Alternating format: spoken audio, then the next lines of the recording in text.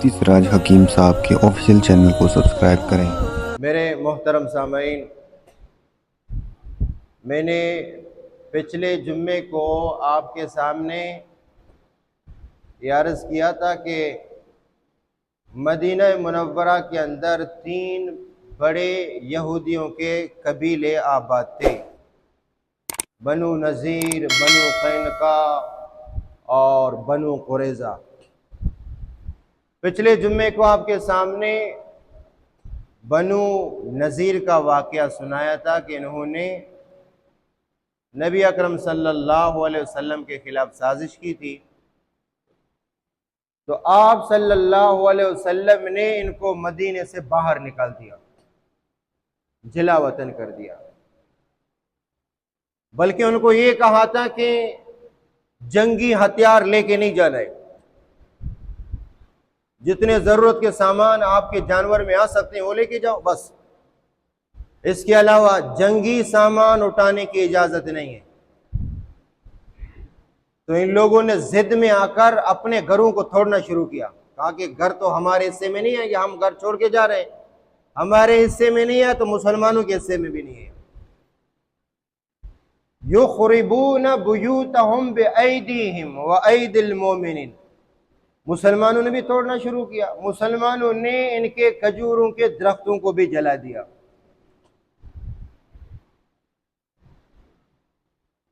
کس کے؟ کافروں کے۔ اب کسی کے دل کے اندر یہ خیال آتا ہے یار مسلمان تو کسی کے ذرہ کو نقصان نہیں پہنچاتے، اسلام اس چیز کا تقاضا کرتا ہے، لیکن قرآن نے یہ کہا کہ جو صحابہ ان یہودیوں کے کھجوروں کے درختوں کو جلا رہے تھے فبإذن اللہ، یہ بھی اللہ کے حکم سے جلا رہے تھے۔ یہ بات سمجھ میں آ گئی نہیں آپ کو؟ وہ یہ ہے کہ ما قطعتم من لین، سورہ حشر، ما قطعتم من لینۃ او ترکتموها قائمۃ علی اصولها فبإذن اللہ، اللہ کے حکم سے۔ یہی میں نے پچھلے جمعہ کو آپ کو یہ کہا کہ اگر کوئی آپ سے یہ کہتا ہے کہ یہودی مصنوعات سے بائیکاٹ کریں، تو کچھ روشن خیال لوگ کہتے ہیں کہ ہم بے روزگار ہو جائیں، ہزاروں لوگ پیپسی میں کام کر رہے ہیں، پھر تو ہم سارے بے روزگار ہو جائیں گے۔ تو آپ نے غزوہ تبوک میں نہیں دیکھا کہ صحابہ کے پاس کھانے کے لیے بھی کچھ نہیں تھا، لیکن ایمان کی خاطر سب کچھ برداشت کرنا پڑے گا۔ جب اللہ کے نبی اس دین کی خاطر لہو لہان ہو گئے، دندان مبارک شہید ہو گئے، حضرت حمزہ رضی اللہ تعالیٰ عنہ 70 صحابہ کے ساتھ شہید ہو گئے، حالانکہ اس سے 1 سال پہلے اس جنگ احد میں، اس سے 1 سال پہلے بدر کے میدان میں صحابہ کی تعداد 313 تھی۔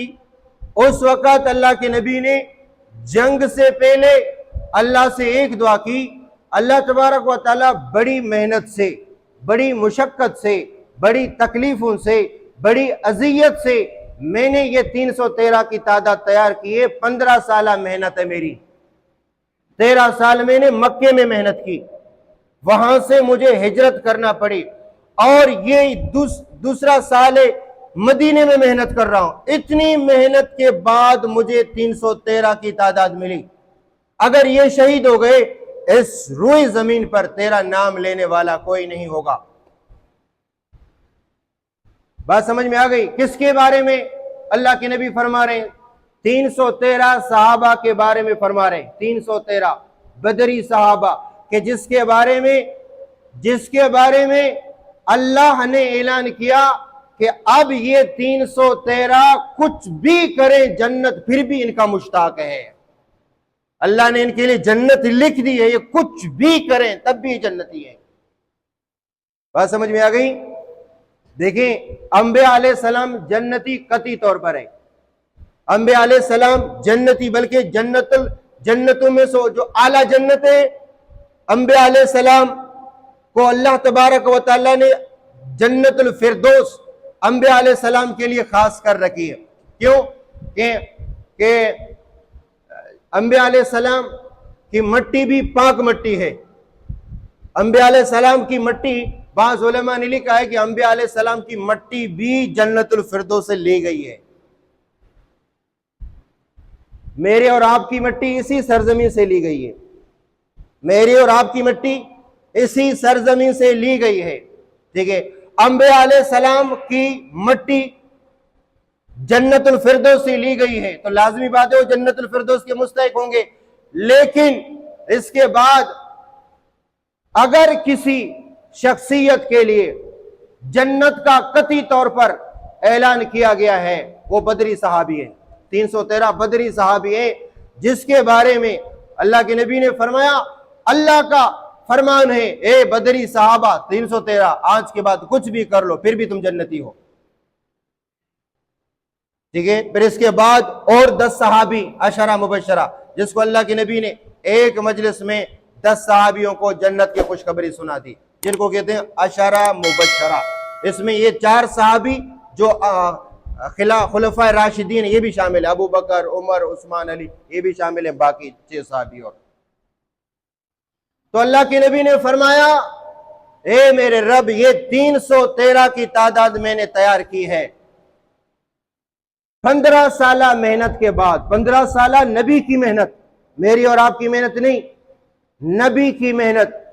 और नबी के साथ अल्लाह की भी मदद होती है, और अल्लाह नबी के साथ हर वक्त फरिश्तों की भी मुआवनत शामिल करते हैं। ठीक है, और नबी की हिफाजत की जिम्मेदारी, जैसे कुरान की हिफाजत की जिम्मेदारी अल्लाह ने खुद उठा रखी है, इसी तरह अल्लाह ने नबी की हिफाजत की जिम्मेदारी खुद उठा रखी है। बात समझ में आ गई? अपने नबी की बात कर रहा हूं, मोहम्मद सल्लल्लाहु अलैहि वसल्लम, वल्लाहु यासिमुका मिनन नास, अल्लाह ने तेरे हिफाजत कर रखी है, तेरे हिफाजत की जिम्मेदारी उठाई है। और इसी तरह फरमाया, इन्ना नहनु नज़्ज़लना ज़िक्रा, कुरान हमने नाजिल किया, व इन्ना लहू लहाफिज़ून, इसके मुहाफिज हम हैं, कुरान के मुहाफिज हम हैं, और इस नबी के मुहाफिज भी हम हैं। आपने नहीं देखा कई मौके पर दुश्मनों ने हमला किया और करीब था कि अल्लाह के नबी को शहीद फरमाए, लेकिन अल्लाह तबारक व तआला ने हिफाजत फरमाई। एक गज़वे से अल्लाह के नबी सहाबा के साथ आ रहे थे, आप सल्लल्लाहु अलैहि वसल्लम ने सहाबा को फरमाया, आप मुतफर्रिक हो जाएं, सामने दरख्त लगे हुए हैं, कुछ इधर सो जाएं, कुछ उस दरख्त के नीचे सो जाएं, कुछ उस साए में सो जाएं। और आप सल्लल्लाहु अलैहि वसल्लम ने अपनी तलवार लटका दी किसी दरख्त पे और खुद उस साए में आराम फरमा रहे। अचानक एक काफिर ने आकर तलवार हाथ में ली, नबी अकरम सल्लल्लाहु अलैहि वसल्लम सोए हुए थे, तो आप सल्लल्लाहु अलैहि वसल्लम की आंख खुली। किसकी आंख खुली? अल्लाह के नबी। और अल्लाह के नबी आराम फरमा रहे थे। और अब आप बताएं, एक बंदा खड़ा हो, उसके हाथ में तलवार हो, और एक बंदा नीचे लेटा हुआ हो, तो उसमें ताकतवर और जोरावर कौन सा है? जो खड़ा है, जिसके हाथ में तलवार है, वो जोरावर है, वो ताकतवर है, वो हर एतबार से मुस्तैद है। कहा, तुम्हें कौन बचाएगा मेरी जद से, मेरी तलवार से कौन बचाएगा? और आपको पता है कि नबी अकरम सल्लल्लाहु अलैहि वसल्लम हर वक्त अपना मुआविन और मददगार किसको समझते थे? अल्लाह को समझते थे। अल्लाह के नबी ने फरमाया, अल्लाह यासिमुनी, अल्लाह मुझे बचाएंगे। कौन बचाएगा मुझे? अल्लाह बचाएंगे। ये मुझे और आपको अकीदा दिया कि मुश्किल वक्त में भी पुकारना किसको है? आवाज किसको देना है? अल्लाह को आवाज देनी है। मुश्किल वक्त में किसको पुकारना है? अल्लाह को पुकारना है। आप कुरान मजीद में देखेंगे, तमाम अंबिया अलैहिस्सलाम की दुआएं आपको मिलेंगी। सब ने किसको पुकारा? बोलो, सब ने अल्लाह को पुकारा। आदम अलैहिस्सलाम पर तकलीफ आई, फरमाया रब्बना ज़लमना अनफुसना, किसको पुकारा? अब मौका नहीं तो कुरान में एक एक हवाला आपको दिखाओ کہ سب نبیوں نے کس کو پکارا؟ اللہ کو پکارا، ربنا ظلمنا انفسنا، ربنا ظلمنا انفسنا، ٹھیک ہے۔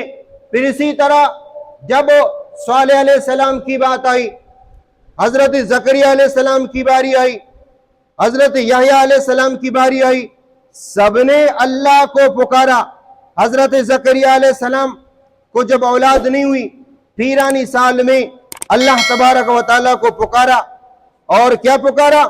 ہنالک دعا زکریا ربہ، زکریا نے کس کو پکارا؟ ربہ، اپنے رب کو پکارا جب اس کو کس چیز کی ضرورت تھی؟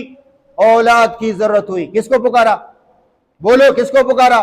ہنالک دعا زکریا ربہ قال رب، اے میرے رب، ہب لی من لدنک ذریہ، مجھے ایک اولاد عطا فرما، طیبہ پاک اولاد عطا فرما، انک سمیع الدعا، بے شک تو دعاؤں کو سننے والا ہے۔ تو فنادت الملائکہ، فرشتے نے آواز دی، وہو قائم، اور وہ مصلی پہ کھڑے تھے۔ حضرت زکریا علیہ السلام قائم یصلی فی المحراب، محراب میں مصلی پہ کھڑے تھے، اللہ کو پکار رہے تھے۔ اس وقت فرشتے نے آواز دی، ان اللہ، بے شک اللہ، یبشرک، تجھے خوشخبری سنا رہا ہے، اے زکریا اللہ تجھے خوشخبری سنا رہے ہیں، بے یحییٰ، اللہ تجھے ایک بیٹا دینے والے ہیں جس کا نام بھی اللہ خود رکھیں گے، نام ہوگا یحییٰ۔